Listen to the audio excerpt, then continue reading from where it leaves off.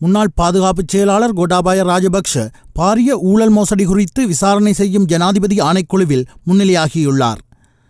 ரக்னலங்கா பாதுகாப்பு நிறுவனத்தில் இடம்பெற்ற மோசடிகள் குறித்து வாக்குமூலம் வழங்குவதற்காக இன்று வியாழக்கிழமை காலை அவர் ஆணைக்குழுவில் ஆஜராகியுள்ளார்.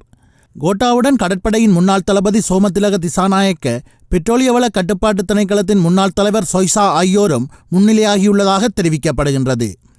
ரக்னலங்கா நிறுவனமானது கடந்த ஆட்சி காலத்தில் அரசாங்கத்தின் பல நிறுவனங்களுக்கு பாதுகாப்பு வழங்கி வந்த நிலையில் ஆட்சி மாற்றத்தின் பின்னர் அவை நிறுத்திக் கொள்ளப்பட்டன.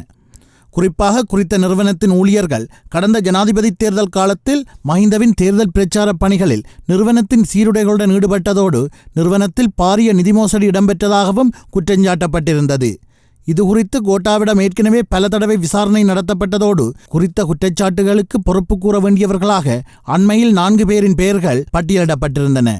ரக்னலங்கா பாதுகாப்பு நிறுவனத்திற்கு சொந்தமான ஆயுத களஞ்சிய சாலை ஒன்று பெருமளவான ஆயுதங்களுடன் கடந்த பிப்ரவரி மாதம் கொழும்பு பண்டார்நாயக்க சர்வதேச மாநாட்டு மண்டபத்தில் கண்டுபிடிக்கப்பட்டமை குறிப்பிடத்தக்கது.